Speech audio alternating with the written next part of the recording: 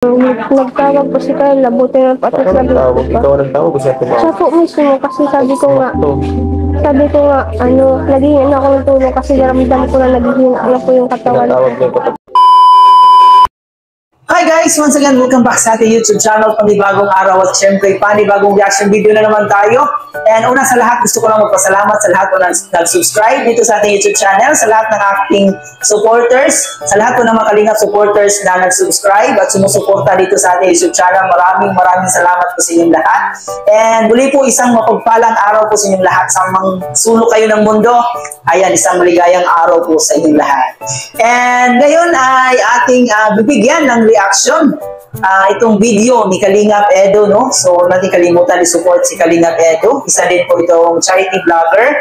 And talaga namang nakaka-proud lang na may mga taong gumagawa ng ganitong klaseng paraan para maibsan naman yung kahirapan ng ating mga kababayan. So, suportahan po natin guys si Kalingap Edo. So, dito guys, yung video na ating mapapanood ngayon kung saan talagang pinahanga tayo sa kabutihang loob ni Carla, no?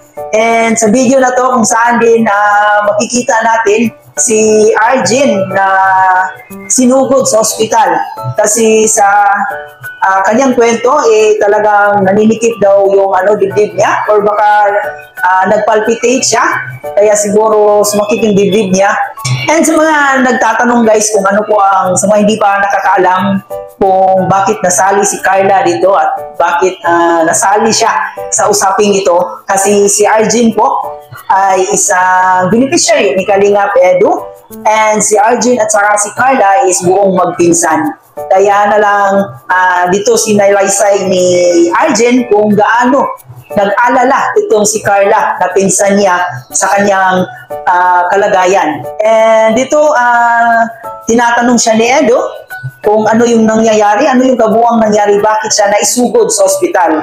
So dito sinagot niya si Kalingap Edo kung bakit nga ba siya napunta sa ospital o naisugod sa ospital.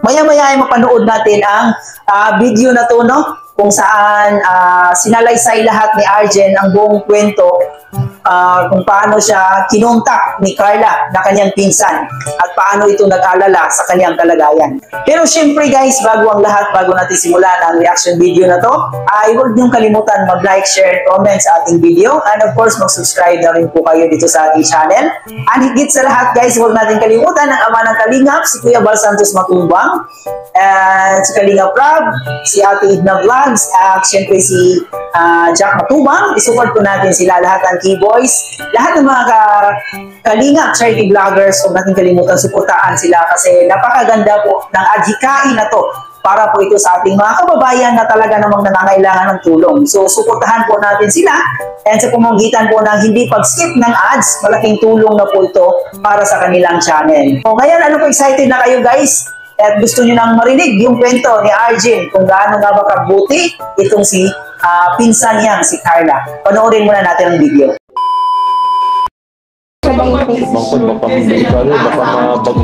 Buti nga po at nakaya nila ako. Mas doon po nasagot ko yung tawag ni Carla.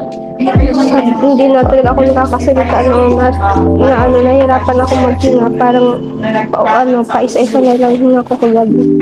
Tapos ayun, hindi na ako nag-alam kung ano nangyari sa sunod.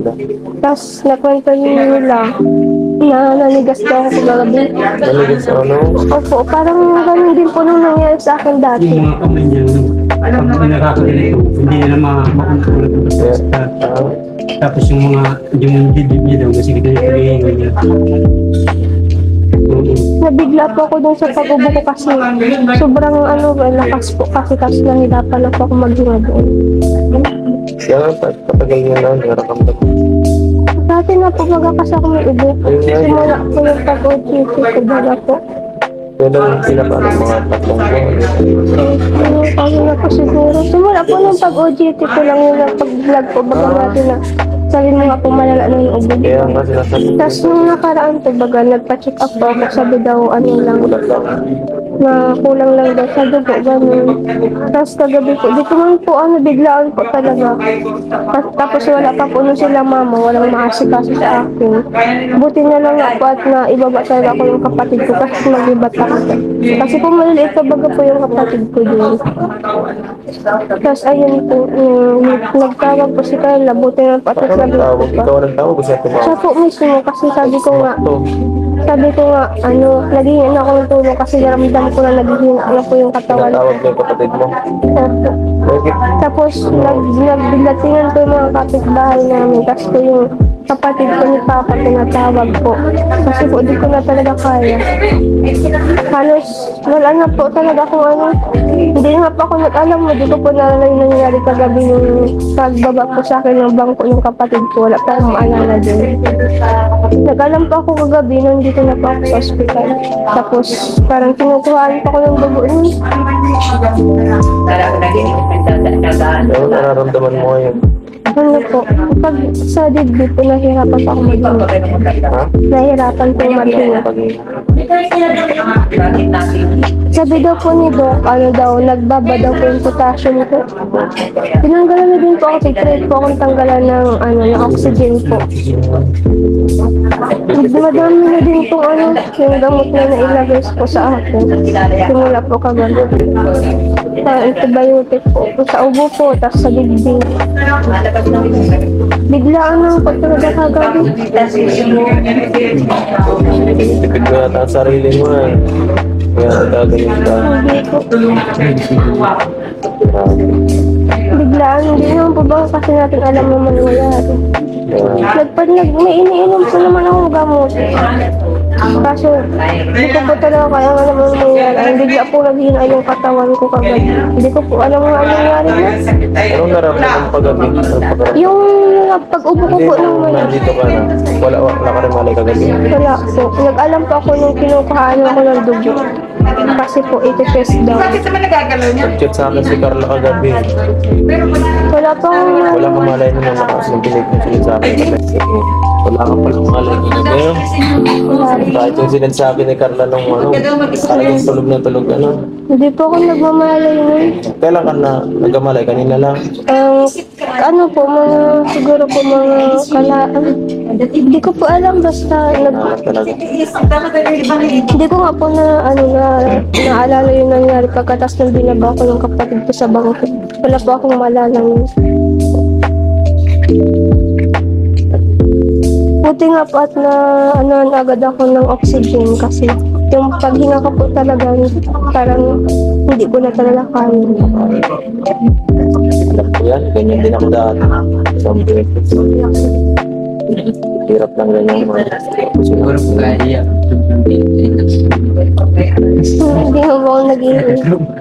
Hindi mo po ako nag-iiyak. Para kuya, tigilan muna yung pag-cellphone.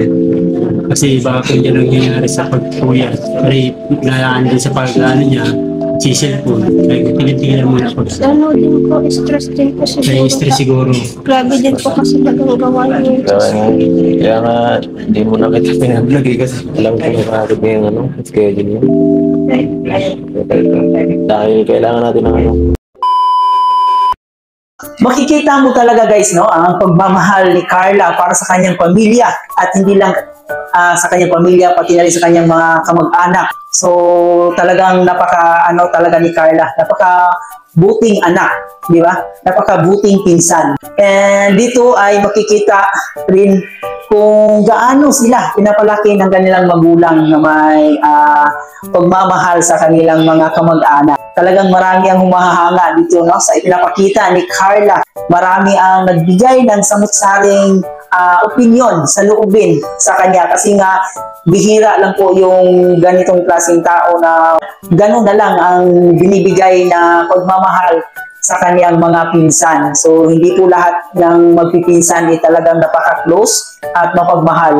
So dito kay Carla guys, talagang pinatunayan niya na blood is thicker than water. Ika nga, di ba? So napakagaling, napakaganda lang na example ito si Carla. So, kay Edo naman guys, no? Talagang napaka-caring niya sa kanyang mga beneficiary, and makikita mo rin ang kanyang pag-alala dito kay Arjen. So talagang tinatanong niya agad kung bakit nangyayari ito, anong nangyari. So napaka-caring niya, napaka-responsable niya bilang isang kuya ni Arjen. Talagang ang sarap sa pakiramdam panoorin yung ganitong klaseng video na makapagbigay ng inspirasyon sa atin. And makikita mo rin dito sa video ni Kalingap Edo, no, na talagang pinuntahan niya agad ito at walang pag-alinlangan na tulungan itong si Arjen. Kaya marami talagang humahanga dito kay Kalingap Edo. And dahil sa kanyang napaka matulungin at napaka maunawain na katangian, so talagang marami ang nagmamahal at humahanga kay Papa Edo. So naway wag natin kalimutan talaga guys na nasuportahan itong ganitong klaseng charity vlogger.